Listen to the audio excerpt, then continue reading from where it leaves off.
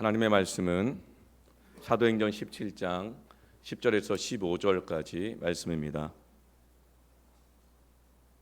다 함께 한 목소리로 합독하여 읽겠습니다. 밤에 형제들이 곧 바울과 실라를 베레아로 보내니 그들이 이르러 유대인의 회당에 들어가니라. 베레아에 있는 사람들은 데살로니가에 있는 사람들보다 더 너그러워서 간절한 마음으로 말씀을 받고 이것이 그러한가 하여 날마다 성경을 상고하므로 그 중에 믿는 사람이 많고 또 헬라의 귀부인과 남자가 적지 아니하나 데살로니가에 있는 유대인들은 바울이 하나님의 말씀을 베레아에서도 전하는 줄 알고 거기도 가서 무리를 움직여 소동하게 하거늘 형제들이 곧 바울을 내보내어 바다까지 가게 하되 실라와 디모데는 아직 거기 머물더라. 바울을 인도하는 사람들이 그를 데리고 아덴까지 이르러 그에게서 실라와 디모데를 자기에게로 속히 오게 하라는 명령을 받고 떠나니라. 아멘. 행복을 선택하는 간절함이라는 제목으로 말씀을 전할 때에 성령 충만함을 받으시고 그 간절함을 회복하길 축원합니다. 2주 전에 한 후배, 이제 막 50대가 된 한 후배 목사님의 소식을 들었습니다. 다들 부러워했던 목사님이었습니다. 서울의 아주 큰 교회 담임 목사님으로 청빙을 받아갔기 때문에 또 친히 그 교회 장로님들이 직접 오셔가지고 담임 목사님을 모셔가고 그리고 뭐 2, 3이여 모든 것을 다 감당하면서 너무나 좋은 교회, 단지 커서만이 아니라 참 좋은 교회로 담임 목사님으로 청빙받아 갔다는 것을 보면서 다들 이렇게 부러워했었습니다. 그런데 2주 전에 소식을 들었어요. 3년 8개월 만에 그 교회에 사임을 하였다고. 어떤 스토리가 있는지는 잘 모르겠습니다. 그러면서 정말 진심을 다해서 정말 사랑으로 최선을 다해서 3년 8개월 동안 그 교회를 목회했었고, 그러나 이제 새로운 하나님의 부르심이 있어서 사임서를 제출했다. 그리고 개척을 하기로 결정했다는 소식을 들었습니다. 그래서 오늘 주일 예배가 아마도 그 교회의 개척 예배로서 첫 예배일 겁니다. 깜짝 놀랐습니다. 어떻게 50이 된 그 나이에 그 큰 교회를 놓고 사임하게 되었을까? 도대체 그 목사님의 마음속에는 어떤 간절함이 있기 때문에 사임을 하고 개척을 하기로 결정했을까? 그리고 또 어제 제가 또 한 가지 소식을 들었는데 너무나도 친실한 한 안수 집사님이신데 50대 중반입니다. 그런데 소식을 전해왔어요. 25년 동안 몸바쳐 헌신하고 다녔던 직장에 어제부로 사표를 내고 새로운 일을 시작하려고 합니다. 그런데 이 목사님이나 이 안수 집사님이나 같은 고백은 뭐냐면 새로운 일을 시작하면서 설레인다는 거예요. 설레인다는 거예요. 그리고 행복하다는 거예요. 이분들 안에는 간절함이 있다는 것을 제가 느꼈어요. 지금 처한 희노애락의 어떤 상황보다도 정말 이분들이 정말 행복한 삶이라는 것, 가치 있는 인생이라는 것을 선택하기 원하였던 그 간절함들이 그분들 안에 있었고, 그분들이 구하는 간절한 어떤 행복, 참된 가치 있는 삶이 있고, 본인들이 그것을 선택했다는 그런 이 설렘과 행복이 있다는 것을, 간절함이 있다는 것을 느꼈습니다. 도대체 그 간절함이 무엇이었을까? 그들에게는 어떤 행복이 정말 간절함이었을까? 지금 나에게는 그 간절함이 있는가? 간절함이 있다면 그 간절함은 어떤 간절함인가? 이 두 분 다 전혀 불행하지 않은 거예요. 불행에 사로잡혀가는 살아가는 이 사람들을 보면 한 두 가지 정도 특징이 있는 것 같아요. 첫 번째로는 누군가가 자기를 불행하게 만들었다고 생각해요. 그리고 환경이 또 자기를 불행하게 했다고 생각합니다. 그래서 두 번째 특징은 자기가 그 누군가에게 때는 어떤 그 환경과 상황 속에서 얼마나 억울함을 겪었는지, 얼마나 상처를 받았는지를 계속 이야기합니다. 계속 이야기해요. 그러면서 오히려 그 불행에 붙들려서 계속 살아가는 것을 보게 됩니다. 사람이 말을 하게 되면 그 말에 그 사람이 머물게 되거든요.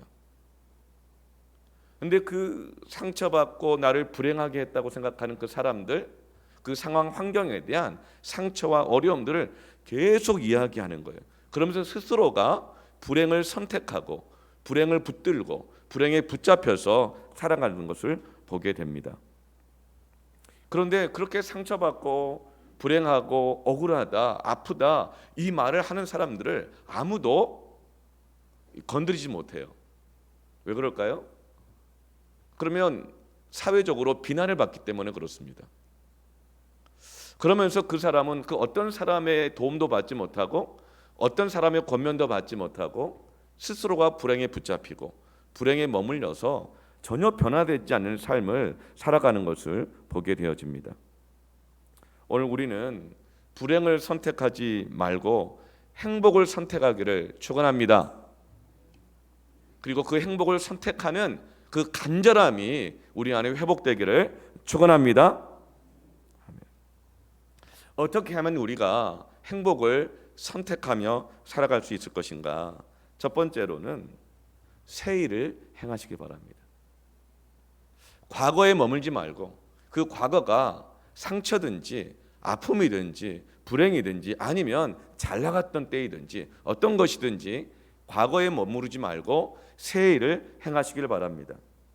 10절 말씀에 밤에 형제들이 곧 바울과 실라를 베레아로 보냅니다.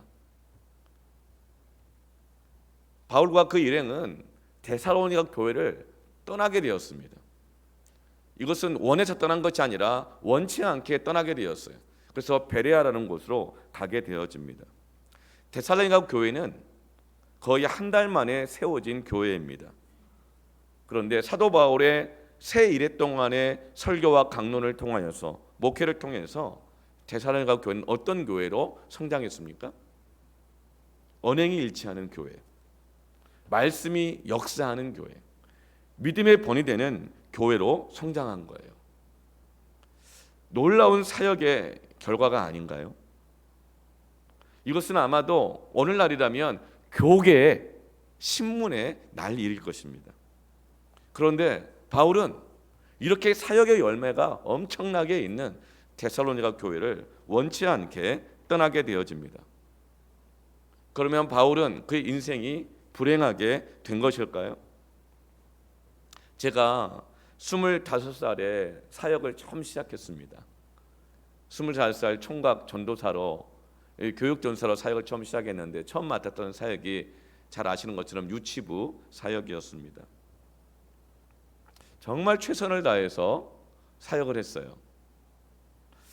그러면서 정말 놀라운 열매들이 많이 맺혔습니다. 그렇게 유치부가 막 부흥이 된 거예요. 10여 명이었던 유치부가 6개월 만에 60여 명이 막 되고, 그러면서 이렇게 아이들이 변화되고 유치부가 변화되니까 부흥이 일어나니까 교사들이 흥분을 해요. 또 부모들도 흥분을 해요. 그러면 그들 마음속에 잃어버렸던 간절함들이 막 생기기 시작하는 거예요. 하나님은 살아계시는구나. 아이들이 변화될 수 있구나. 은혜를 받으면 변화되는구나. 하나님은 어떤 일을 또 앞으로 행하실까? 막 그 간절함이 생기는 거예요. 이런 그 은혜를 사모하고 하나님의 역사를 간절함이 있는 공동체, 그런 가정은요 달라도 정말 다른 거예요. 그런데 담임 목사님이 그 6개월 만에 저를 부르시더니 교회 안에서 보직을 바꾸시는 거예요. 전혀 새로운 일을 저에게 맡기셨습니다. 이해가 좀 잘 되지 않았어요. 이렇게 잘 되고 있는데 6개월밖에 안 됐는데 왜 새로운 일을 맡기시나? 그러나 제가 담임 목사님에게 묻지는 않았습니다. 그때 고민을 좀 하고 있었었는데 그때 한 집사님이 저를 찾아오셔서 조용히 이렇게 말씀하셨어요. 전도사님이 너무 사역을 잘하시니까 담임 목사님이 부담을 느끼시는 것 같아요. 이렇게 얘기를 하는 거예요. 뭐 말이 부담이지 그 뜻은 시기에서 견제하는 것이라는 그런 의미로 말을 하는 거예요. 그래서 제가 그 집사님이 이렇게 말씀했어요. 집사님, 담임 목사님이 교육전사인 저를 뭐 견제하시겠어요? 그리고 저에게 새로운 사역을 맡기는 것은 그만큼 저를 더 인정하시고 또 저에게 저의 이 사역의 그릇을 키우시기 위해서 저를 정말 교육시키시기 위해서 저를 맡기시는 것이지 그런 말씀하지 마세요. 이렇게 하고 제가 돌려보냈어요. 정말 그리고 또 저는 그렇게 생각했습니다. 그래서 제가 담임 목사님에게 왜 이러시느냐고 2번도 묻지 않았어요. 그러면서 충성을 다하여 정말 간절하게 사역을 했습니다. 그렇게 2년 반을 더 했는데 그러면서 보직이 새로운 일이 3번이나 계속 바뀌었어요. 거의 그러니까 뭐 6개월에 한 번 정도씩 뭐 1년에 한 2번 정도 이렇게 바뀌었던 거죠. 그리고 나서 이제 3년이 다 채워져 갔던 어떤 시점에 담임 목사님이 저를 부르시는 거예요. 그리고 이렇게 말씀하셨어요. 새로운 부서가 아니라 이제 나 목사님 새로운 사역지를 알아보시는 게 좋겠네 이렇게 얘기하는 거예요. 교회를 떠나라는 거죠. 그때 그 순간 마음이 좀 정말 어려웠어요. 내가 떠나겠다는 게 아니라 내가 새로운 사역지를 찾아가겠다는 게 아니라 담임 목사님이 오셔서 사역을 잘하고 있는 나에게 이제 새로운 사역지를 구해가라고 이렇게 통보하셨을 때 마음이 힘들었어요. 그런데 여러분 분명한 것은 저는 결코 그 이후로 불행해지지 않았다는 것입니다. 하나님께서는 이 과정을 통해서 제가 돌아볼 때 저를 더 키워 가시는 것이라는 것을 깨달아가면서 저는 결코 불행하지 않고 하나님께서 나에게 내가 원치 않지만 새로운 일을 맡기실 때 새로운 환경 가운데 이끌어 가실 때 제 안에 간절함이 생기는 거예요. 이곳에서도 하나님의 역사를 경험하기를 원한다. 나는 이곳에서도 진실하게 섬기기를 원한다. 이 간절함이 계속 생겨나가는 것입니다. 여러분, 애벌레가 애벌로 그대로 있으면 그래봐야 이 벌레인 것입니다. 근데 애벌레가 그 집이 안전하고 그 고치가 좋지만 그 고치를 깨치고 나오게 되어지면 나비가 되는 것입니다. 사랑하는 성도 여러분, 과거에 머무르지 말고 새 일을 행하시기를 축원합니다. 그 간절함을 갖기를 원합니다.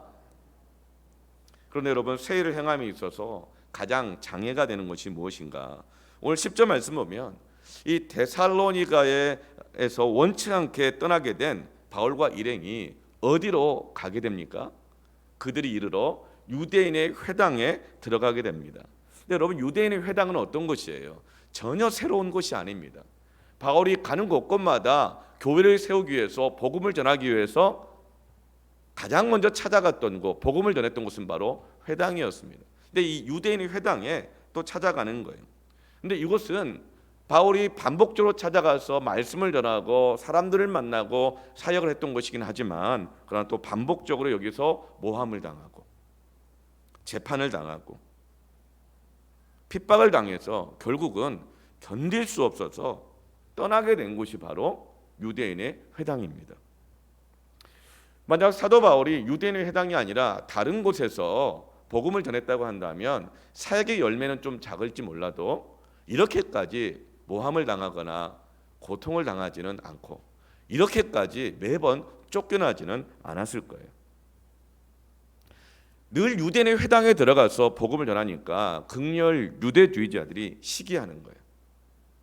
자기들보다 바울의 말을 더 잘 따르니까 시기하는 거예요. 그러니까 모함하고 박해했던 곳이 유대인의 회당입니다. 그런데 왜 바울과 실라 일행은 유대인의 회당에 들어가는 것일까요? 왜냐하면 이 유대인의 회당은 하나님이 사용하시는 도구라는 것을 알기 때문입니다. 내 마음에 드느냐 안 드느냐, 나를 힘들게 하느냐 힘들지 않게 하느냐가 아니라 하나님께서 말씀 속에서 유대인들을 통하여서 이방인들이 돌아오게 하시고, 유대인들을 통하여서 복음이 전해지게 하여 주시고, 유대인을 통해서 일하신다는 그 하나님의 도구라는 것을 그들은 깨달았기 때문인 것입니다. 하나님은 유대인들을 제사장 민족으로 삼으셨습니다. 그들에게 먼저 율법을 주셨습니다. 그리고 예배를 주셨습니다. 그래서 이 유대인들을 통하여서 이방인들이 주께 돌아오게 하실 계획을 가지고 계신 것이죠. 그래서 바울은 나를 힘들게 한 곳이지만, 그러나 선교제 갈 때마다, 그가 사역을 할 때마다 어김없이 유대인의 회당으로 들어가는 것입니다. 외적으로 볼 때는 이것은 전혀 새로운 일 같지가 않죠. 여러분, 전도서 기자의 이런 고백처럼 해 아래 새 것이 없다.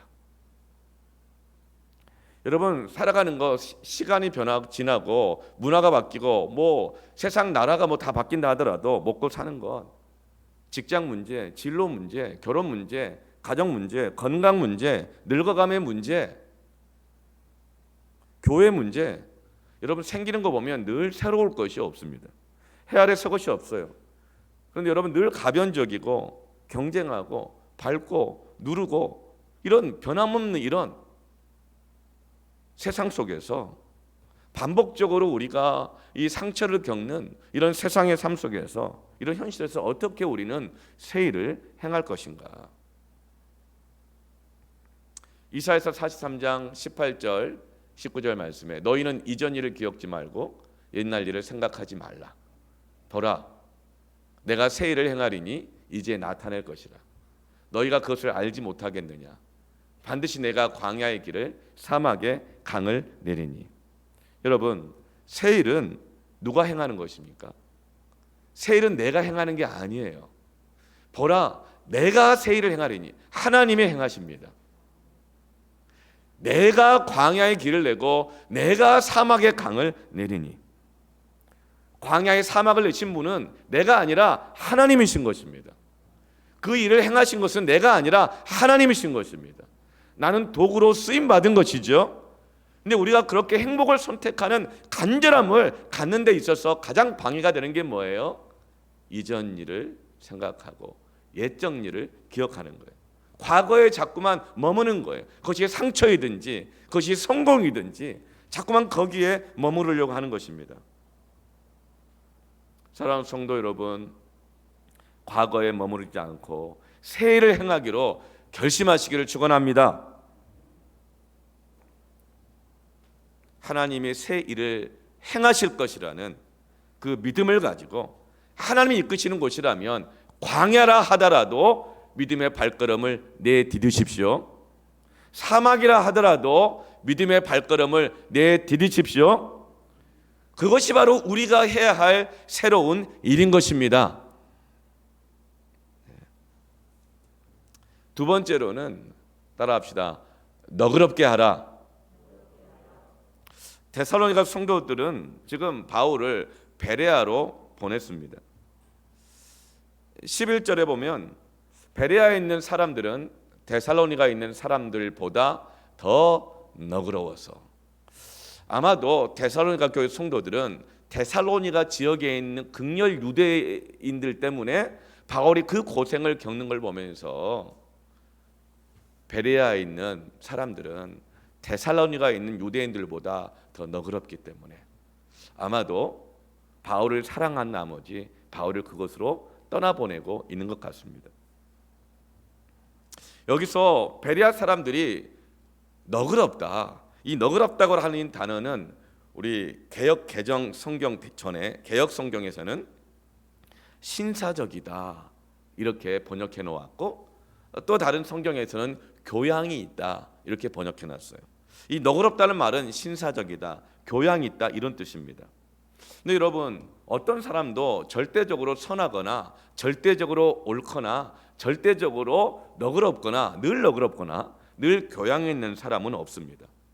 그래서 지금 비교급을 쓰고 있잖아요. 데살로니가에 있는 사람들보다, 그러니까 비교적 더 너그럽다, 신사적이다, 교양이 있다. 이런 누구나 다 좋은 것과 나쁜 것이 다 있습니다. 누구나 성격은 다 있습니다. 누구나가 상처는 다 있습니다. 누구나 다 자랑할 만한 과거의 무슨 영광, 업적, 자기 성공 다 있습니다. 누구나 할 말은 다 있습니다. 누구나 남의 흠을 볼 줄 압니다. 누구나 실수를 하기도 합니다. 누가 실수한 것을 알고 있기도 합니다. 그런데 교양 있는 사람은 어떤 사람이냐면 좋은 것과 나쁜 것이 다 있는데 둘 중에서 좋은 것을 선택하는 사람입니다. 그 사람이 너그럽습니다. 그런데 교양이 없는 사람들은요, 누구나 다 갖고 있는 좋은 것과 나쁜 것이 다 있잖아요. 누구나 자기의 눈에는 이 사람이 좋은 것과 나쁜 것이 다 보이거든요. 그런데 교양이 없는 사람, 너그럽지 않은 사람은 어떤 사람이에요? 꼭 나쁜 것을 선택합니다. 그래서 불행해집니다. 교양 있는 사람은 더러운 말, 갈등을 부추기고 정죄하는 말은 입 밖에 내지 않고 화평하게 하고 축복하고 감사하는 말과 행동을 선택하는 것이 바로 교양 있는 사람입니다. 그리고 너그러운 사람입니다. 신사적인 사람인 것이죠. 같은 죄인임에도 불구하고 의의 도구로 쓰여지기도 하고 어떤 이는 불의의 도구로 쓰여지기도 합니다. 그것을 결정짓는 것이 바로 교양입니다. 너그러움입니다. 너그럽지 못한 사람의 특징은 대부분이 과거의 부정적인 경험이나 상처에 매여 있습니다. 또 너그럽지 못한 사람의 특징은 과거에 자기가 잘했던 것, 자기 업적 막 여기에 붙들려 있습니다. 사랑하는 성도 여러분, 부정적인 것을 선택하면 과거에 머무르고 과거에 매달려 있으면 모든 것을 불행하게 만듭니다. 불행을 선택하게 되는 것이죠. 사랑하는 성도 여러분, 너그럽기를 축원합니다. 행복을 선택하는 간절함을 가지시길 바랍니다. 행복을 선택하기 위해서 간절히 부정적인 걸 선택하지 말고 긍정적인 것을 선택하고 말하고 행동하고 표현하십시오.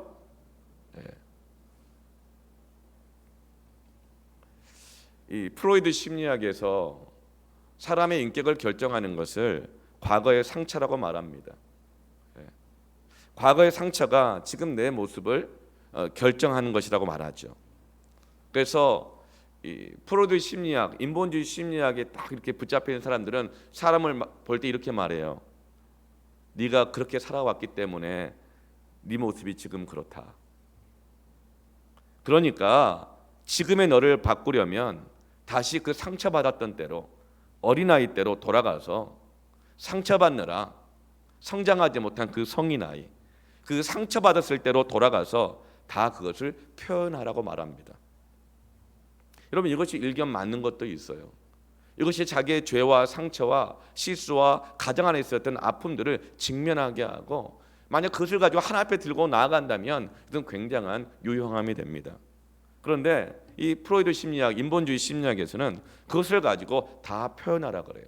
과거의 상처, 아픔, 부정적인 경험들 모든 걸 다 말하고 표현하라 그래요. 그런데 여러분, 한 가지 질문해 봐야 될 게 있어요. 왜 좋은 것은 표현하지 않을까요? 그 사람의 인생 안에 상처만 있었을까요? 억울한 일만 있었을까요? 왜 좋은 것을 표현하지 않나요? 어릴 때 기뻐했던 것, 감사했던 것, 그것은 말하지 않고 상처만 말하라 그래요. 그럼 베레아 사람들이 더 너그러웠다, 더 교양이 있었다, 이 말은 베레아 사람들은 상처 하나 없는 사람들이었다. 베레아 사람들은 억울한 일 한 번 없는 사람들이었다. 베레아 사람들은 어떤 죄도 없는 사람이더라. 그런 뜻이 아닌 것입니다. 여러분, 어떤 집도 쓰레기가 나오지 않는 집은 없습니다. 그런데 교양 있는 사람은 쓰레기는 쓰레기통에 버립니다. 그런데 더러운 집의 특징은 뭐예요? 홧김에 쓰레기를 기질 따라 아무데나 막 버립니다. 인본주의 심리학자들, 그들은 이렇게 말합니다. 네 안에 있는 쓰레기를, 상처를, 아픔과 고통을, 부정적 감정을 참지 말고, 억압하지 말고 다 말하라. 누구에게요? 사람에게 말하라.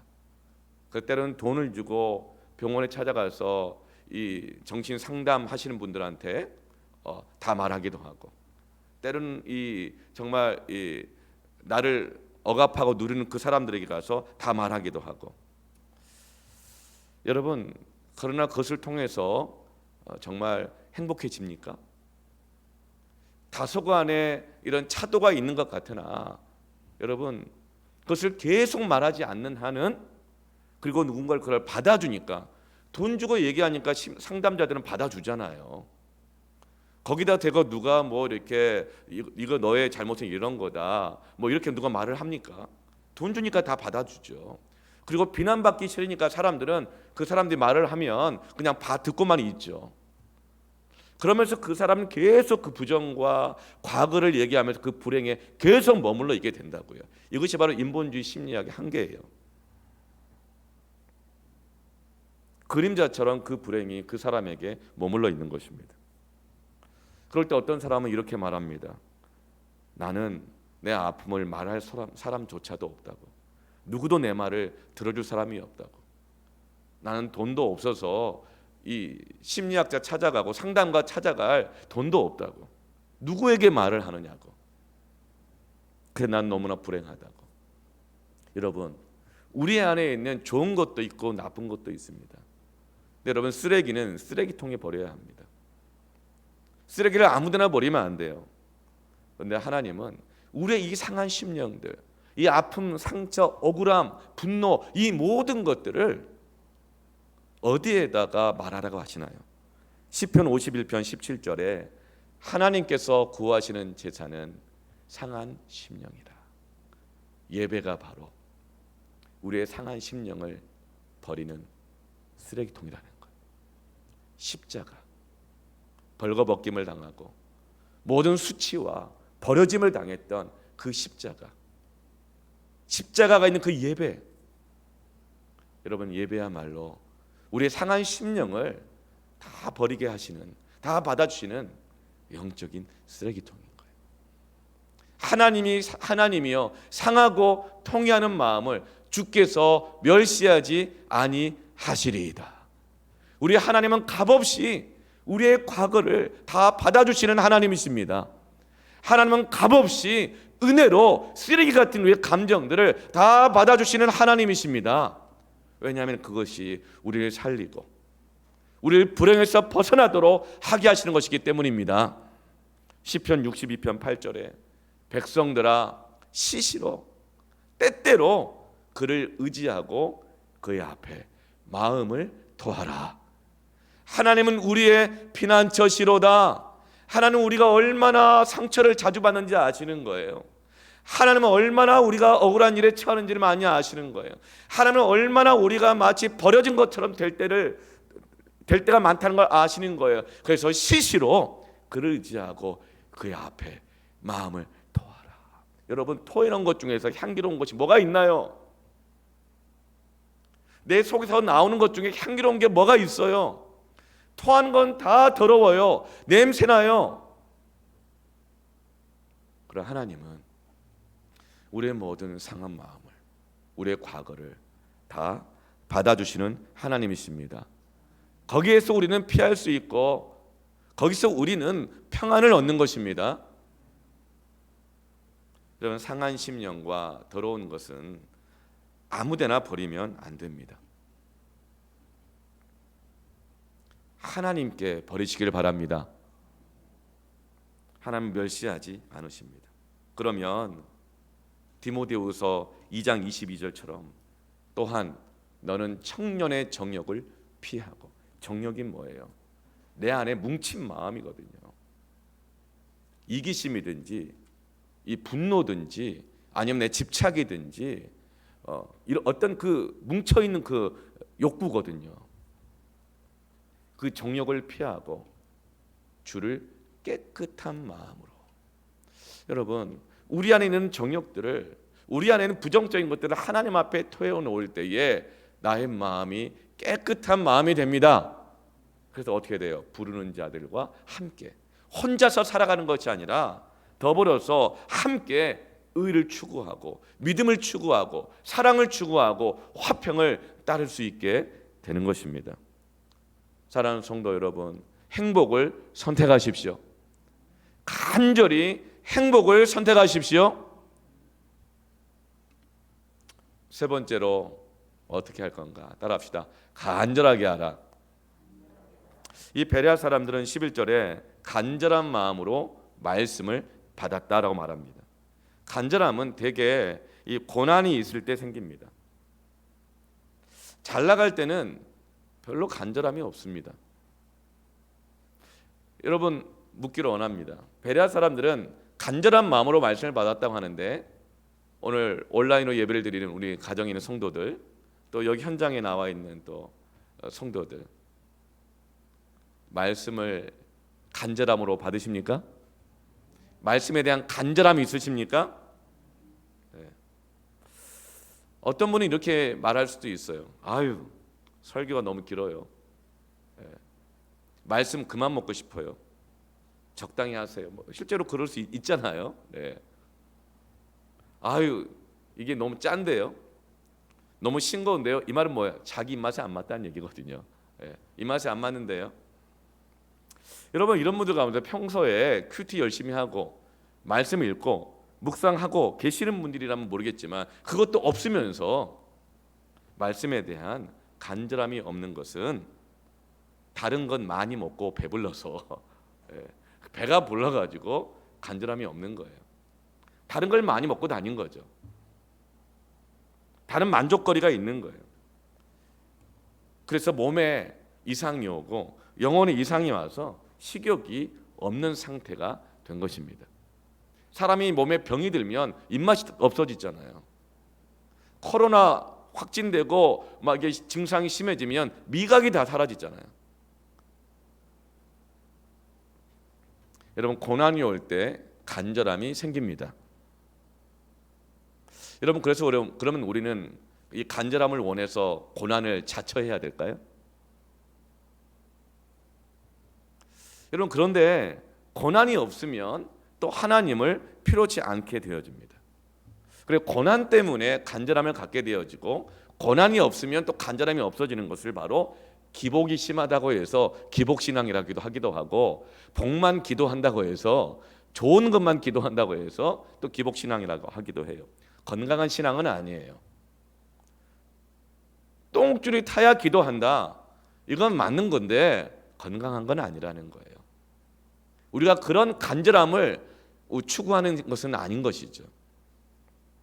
우리 안에 간절함이 없는 이유는 참된 소망이 없기 때문입니다. 우리를 간절하게 만드는 참된 소망이 없다는 거예요. 여러분, 그래서 간절함은 소망의 또 다른 이름인 것입니다. 베레아 사람들은 말씀 속에서 참된 소망을 추구했다는 거예요. 베레아 사람들은 말씀 속에서 내 안에 이런 것도 있고 저런 것도 다 있는데, 이런 과거도 있고 저런 과거도 있는데, 말씀 속에서 앞으로 내가 하나님의 뜻대로 어떻게 살아가기를 원하는가, 그 참된 소망을 추구하는 간절함이 있는 것입니다. 여러분, 지금 간절함이 있으십니까? 지금 간절함이 있으십니까? 어떤 간절함이 있습니까? 이런 코로나 이런 상황 속에서 여러분, 하나님이 역사하실 것이라는 간절함이 있습니까? 하나님이 역사하실 것을 보기를 원하는 간절함이 있습니까? 내가 원하는 상황이냐 원하지 않는 상황이냐, 나한테 맞냐 안 맞냐, 이것이 아니라 정말 어떤 상황 속에서도 하나님이 살아계시고 하나님이 역사하신 것을 보고 경험하기를 원하는 부흥에 대한 간절함이 있습니까? 여러분, 가정 안에 영적 부흥에 대한 간절함이 있습니까? 우리 교회를 통하여 하나님 일하시는 그 부흥에 대한 간절함이 있습니까? 내 직분, 나의 사명을 통하여서 일하기를 원하시는 하나님을 경험하기를 원하는 그 간절함이 있습니까? 여러분, 정말 고난에 처한, 어려움에 처한, 정말 사례비도 제대로 받지 못하는 그런 교회에서 사역하시는 목사님들을 많이 알고 있어요. 우리 시찰의 절반 정도 교회가 미자립 교회예요. 얼마나 많이 어려운지 몰라요. 한국 교회의 한 60% 정도가 주일학교가 아예 없어요. 한국 교회의 70% 정도가 사실은 이 미자립 상태와 같아요. 그 목사님들을 보면 너무 간절해요. 너무 간절해요. 그런데 저도 그 개척교회 시기들을 거쳐왔지만 저 자신을 볼 때에도 헷갈릴 때가 있어요. 그 간절함이라는 것이 생활에 대한 몸부림이고 간절함인지, 아니면 정말 영적인 이런 간절함인지 헷갈릴 때가 있어요. 여러분, 큰 교회를 보면 간절함이 없는 것 같아요. 수만 명씩 막 모이고 주차장이 막 미어 터지고 코로나 중에도 헌금이 줄지 않고 온라인으로 헌금이 딱딱딱딱 막 다 들어오는데, 그런 상황에서 무슨 부흥에 대한 간절함이 있을까요? 여러분, 지금 나의 간절함은 생존과 나의 욕구에 대한 간절함인 것인지, 아니면 참된 행복에 대한 간절함인 것인지. 여러분, 오늘 참된 행복에 대한 간절함을 갖기를 축원합니다. 그래야 우리가 과거에 머물르지 않습니다. 그래야 우리가 불행해지지 않고 먼저 그의 나라와 의를 구하게 되어지고 하나님이 모든 것을 더해 주시는 참된 행복, 참된 부흥을 경험하면서 살아가게 될 것입니다. 모든 것이 위협받는 이 코로나 이 시기에 우리는 참된 행복을 선택하는 간절함을 구하기를 축원합니다. 해 아래 새 것이 없다 그랬어요. 인생 자체가 희비 쌍곡손에 교차합니다.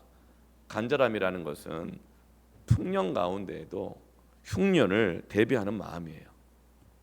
그래서 잘 될 때에도 흉년을 대비하면서 그 풍년을 간절히 잘 관리하고 살아가는 것입니다. 막 늘어지지 않아요. 방탕해지지 않아요. 그리고 또 간절함이란 기근 때에는 풍년을 사모하는 마음인 것이죠. 영적으로 너무나 어려울 때는 다시금 하나님이 주실 영적 부흥을 사모하는 마음인 거예요. 그것이 바로 행복을 선택하는 간절함입니다. 흉년이 오면 당연히 간절해지죠. 그러나 좌절하지 않고 마치 요셉처럼 내가 형제들에게 버림받고 원치 않게 팔려와서 남의 집 종살이하고 이고생하면서도 때론 모함을 당하여 감옥에 갇히면서도, 그러면서도 이 자리까지 믿음 잃지 않고 총리까지 된 것은 운이 좋고 행운이 좋고 내가 고생한 만큼 이런 보상을 받아야지, 고생 뒤에 낙이네, 이런 정도가 아니라 나를 이 자리까지 오게 한 것은 나와 내 가족을 살릴 뿐만 아니라 애굽에 있는 모든 사람들까지도 살리게 하기를 원하시는 하나님의 소망 때문이다. 하나님의 부르심 때문이다. 그렇게 하나님의 나를 사용하신다. 그렇게 요셉은 광야와 같은 사막과 같은 곳에 믿음으로 한 걸음 한 걸음 시시때때로 시시로 하나님 앞에 그 상한 마음을 토로하고 하나님 앞에 그 아픔을 고통을 토로하면서 여호와 앞에서 형통한 줄로 믿습니다. 이것이 바로 요셉이 행복을 선택한 간절함이 있었다는 것이죠.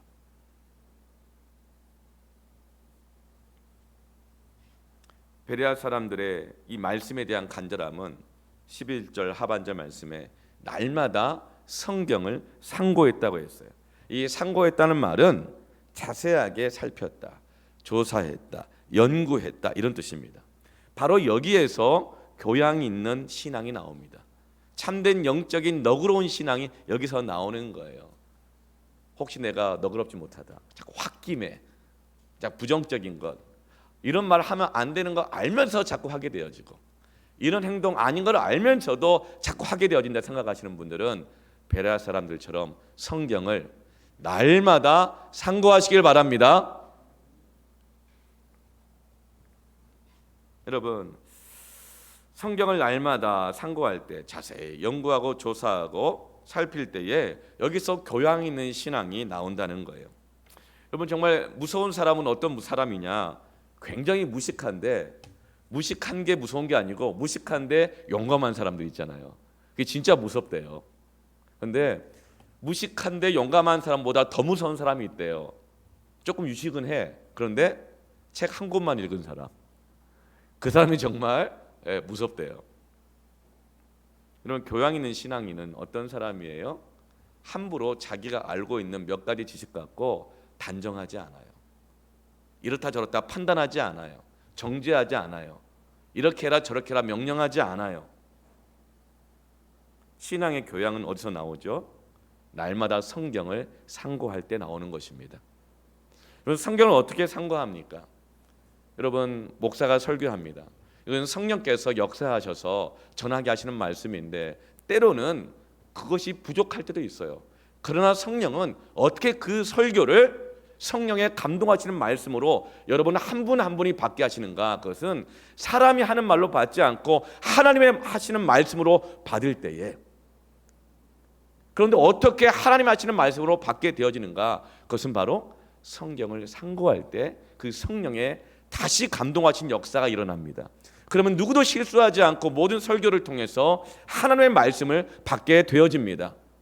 여러분, 설교를 듣고 난 다음에 어떻게 해야 될까요? 그 성경 본문을 다시금 상고하십시오. 목사님이 그렇게 말씀하셨는데 정말 그러한가 하여, 정말 그러한가 하여 누구한테 말하지 말고 누구한테 묻지 말고 성경을 다시금 자세히 묵상하십시오. 그래서 거기에서 과연 하나님의 말씀이구나, 하나님의 말씀을 받으시기를 축원합니다. 이때 교양 있는 신앙이 나오는 거예요. 그런데 그 과정은 없어. 그러면서 말씀이 기네, 참네, 짜네, 싱겁네, 은혜가 되네 안 되네, 여러분 그건 아닌 거예요. 여러분, 하나님의 말씀으로 받으시기를 축원합니다. 그때 정말 영적인 온유함, 영적인 이 조급함 없는 믿음의 여유, 강박으로부터 벗어나는 그 담대함, 용기, 그 간절함, 그 교양, 날마다 성경을 자세히 살핌으로부터 나오는 것입니다. 매일 새벽마다 전달되지는 새벽기도 음성파에 그 말씀을 들을 뿐만 아니라 직접 여러분이 성경을 상고하시면서 하나님의 말씀으로 받으시길 바랍니다. 오늘 주일에 선포되는 이 말씀, 다시금 이 주보 가운데 보면 가정 예배라고 나와 있어요. 찬양과 말씀의 대지와 나눔 질문들이 있습니다. 이걸 통해서 다시 한번 가족들끼리 다시 한번 정말 목사님의 말씀을 다시 한번 기억해보자. 정말 하나님의 말씀인가 그러한가 하여 함께 말씀을 묵상하고 상고하고 나눌 때에 여러분의 가정이 교양이 있는 영적 가정 될 줄로 믿습니다. 날마다 질풍노도의 시기를 살아가는 그 망아지처럼 들뛰는 그 마음들이 너그러운 마음으로 정말 믿음과 의와 화평을 추구하는 그런 청년들로, 자녀들로, 그런 권위자들로 여러분 살아가게 할 줄로 믿습니다. 아멘. 여러분, 그래서 베레아 교회에는요, 사도 바울이 설교를 편지로 써서 보내지 않는 교회가 베레아 교회예요. 데살로니가 교회 전서 후서가 있죠. 왜요? 한 달 만에 세워진 교회니까 걱정이 많이 됐기 때문에 2번이나 써보냈어요. 에베소서는 이 에베소 교회를 한 번만 편지를 써보내잖아요. 고린도 교회는 고린도 전서와 후서, 그것도 굉장히 길게. 왜 그래요? 고린도 교회는 문제가 많은 교회였거든요. 근데 베레아 교회는 편지를 써보내지 않아도 돼요. 다시 가보지도 않아요. 왜요? 별 문제가 없는 교회인 거예요. 교양 있는 교회인 거예요. 너그러운 교회인 거예요. 행복을 선택하는 간절함이 있는 교회인 거예요. 사랑하는 성도 여러분, 행복하시길 축원합니다. 불행에 머물러 있지 말고 행복을 선택하는 간절함이 있을지어다. 아멘.